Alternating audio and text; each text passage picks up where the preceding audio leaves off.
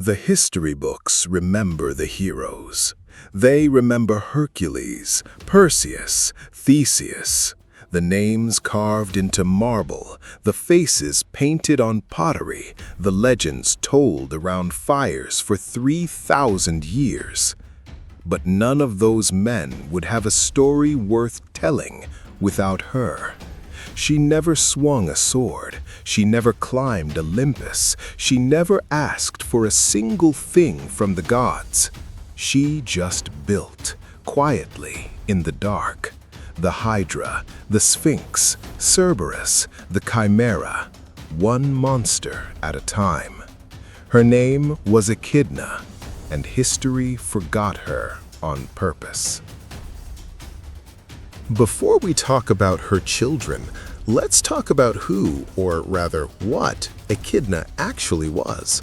Because if you've only heard her name in passing, you've been seriously undersold on just how strange and powerful this creature truly is.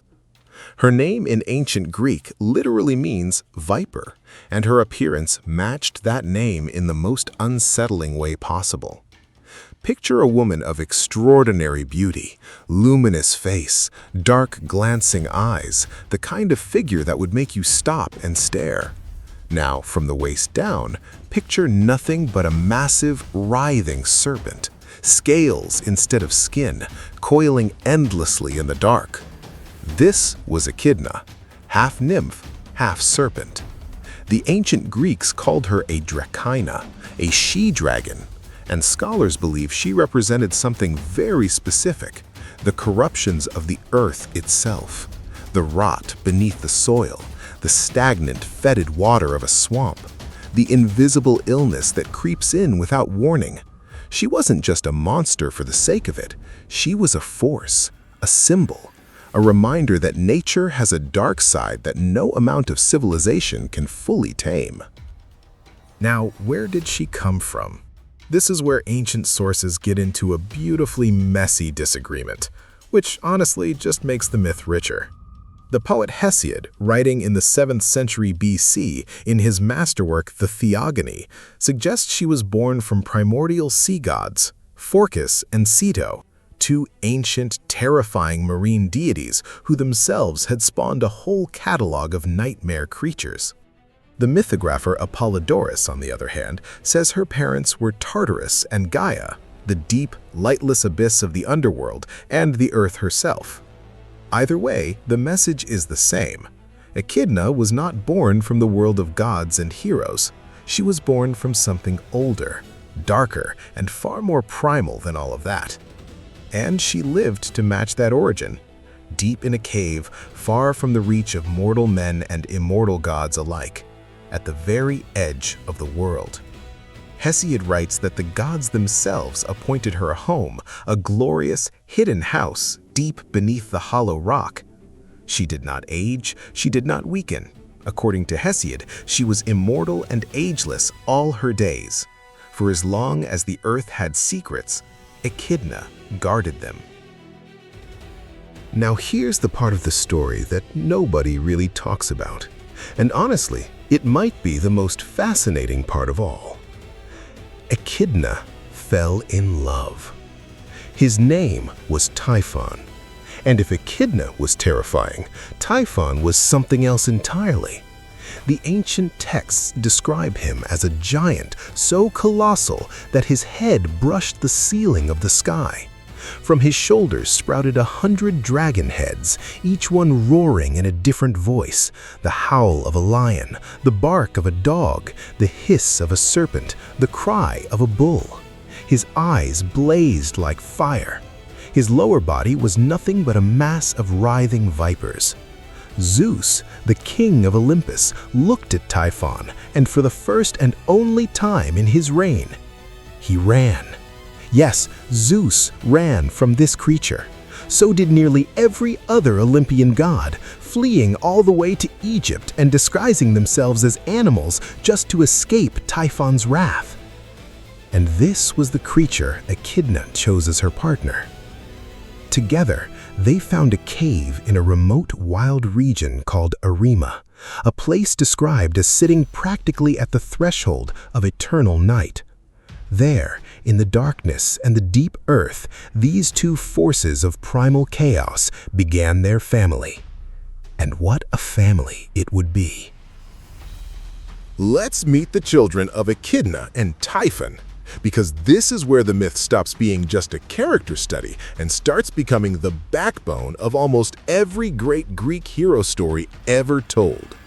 First came Orthrus, a two-headed dog, savage and relentless, tasked with guarding the legendary cattle of the giant Geryon. Not exactly the most famous of the siblings, but trust me, he's only the opening act. Then came Cerberus, three-headed or 50-headed, depending on who you ask, the guardian of the gates of the underworld.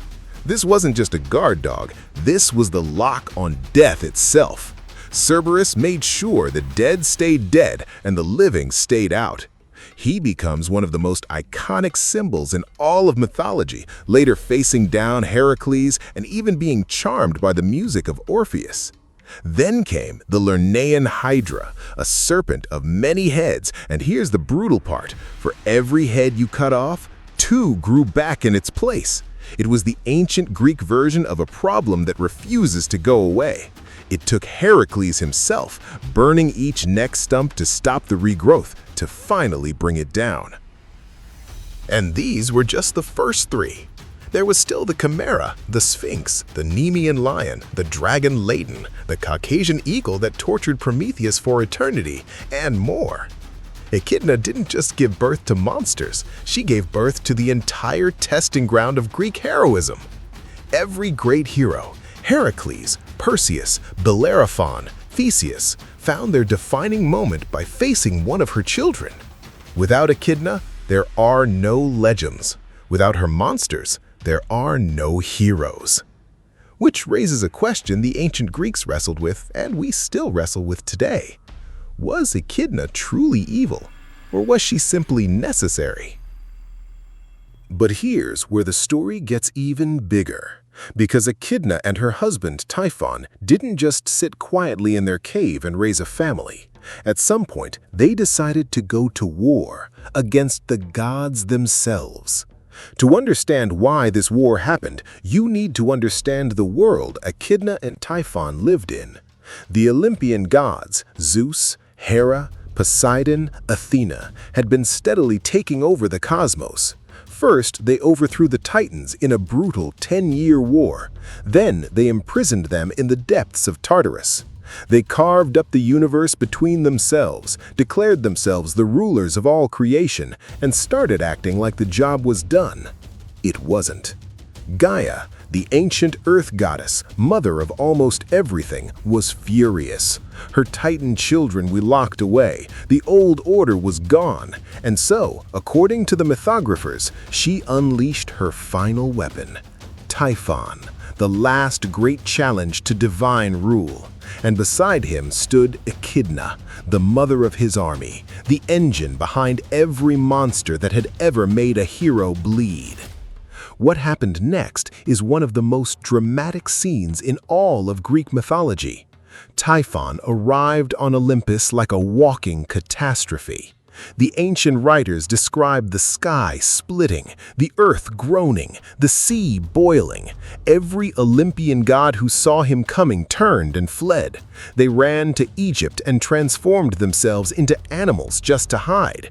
Zeus became a ram, Apollo became a crow, Artemis a cat, Aphrodite a fish, the entire divine order of the universe disguised and cowering. Every god except Zeus.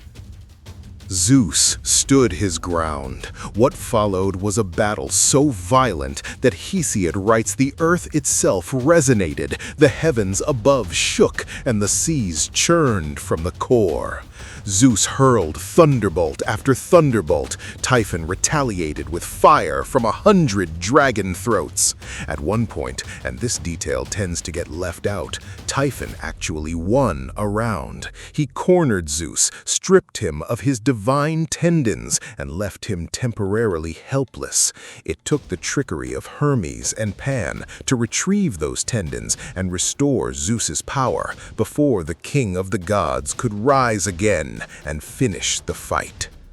When Zeus finally landed the decisive blow, Typhon was buried, some say beneath the depths of Tartarus, most famously beneath Mount Etna in Sicily, and to this day, the ancient Greeks said the volcano's eruptions were Typhon still struggling underneath, furious and unbroken, just no longer free. And Echidna, she watched all of this happen. She watched her partner buried alive under a mountain. She watched her children hunted and slaughtered one by a parade of human heroes. And then she waited for her own punishment. It never came. Zeus, in a decision that surprised even the ancient Greeks, chose to spare her. He allowed Echidna to live, free, immortal, untouched, back in her cave in Arima. The reason, according to some sources, was almost philosophical. Zeus wanted worthy opponents to remain in the world. He wanted future heroes to have something real to fight. Without Echidna's children, courage means nothing. Without monsters, there are no legends. Zeus spared the mother of monsters because monsters, it turns out, were the point. But immortality isn't the same as invincibility. And this is where Echidna's story ends. Not in battle, not in glory, but in sleep. Hera, queen of the gods, had been watching Echidna for a long time.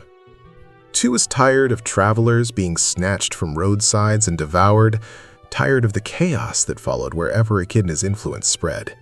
So she sent her most trusted agent, Argus Panoptes, a giant covered head to toe in 100 eyes, none of which ever all closed at the same time. The perfect watchman. The perfect hunter. Argus tracked Echidna to her cave and waited. And in the one moment that the immortal, ageless, fearless mother of monsters let her guard down, when she finally closed her eyes and slept, Argus struck. Quietly, without ceremony, without a fight. The most powerful mother in Greek mythology was killed not by a hero, not in a blaze of battle, but in the dark, while dreaming. There's something deeply human in that detail. All that power, all those children, all those centuries, and in the end, even Echidna couldn't stay awake forever. It's the kind of ending that doesn't feel like a punishment. It feels like a statement. Even the eternal cannot escape the moment they finally rest. And her legacy, it stretches a lot further than ancient Greece. There's an actual animal named after her, the Echidna, a spiny egg-laying mammal found in Australia and New Guinea. Scientists gave it that name because, just like the mythological Echidna, it defies easy classification. It's part reptile, part mammal, part something that shouldn't exist, and yet it does, against all biological logic. The naming is oddly perfect. In literature, Echidna appears in Rick Riordan's Percy Jackson series, where she shows up in modern-day Chicago carrying her monstrous children in a handbag. In video games, tabletop RPGs, fantasy novels, and comic books, the archetype of the monster mother, the ancient female figure from whom all dangers spring, echoes Echidna directly, whether or not she's named. She is the original Dark Mother, the one who sat in the shadows while others fought in the light and quietly shaped the entire story from the cave floor up. Echidna never got a statue in Athens. She never got a temple, a hymn, or a festival in her name. The ancient world feared her, used her, and then tried to forget her. But every time a hero picked up a sword and went to face something that terrified them, she was already there, in the thing they were walking toward. That, I think, is a far more interesting kind of immortality than any temple could ever give. If you made it this far, thank you, genuinely. Drop a comment below and tell me which of Echidna's children you think is the most terrifying. I want to know. Like the video if the story got you. Subscribe if you want more deep dives like this, and I'll see you in the next one.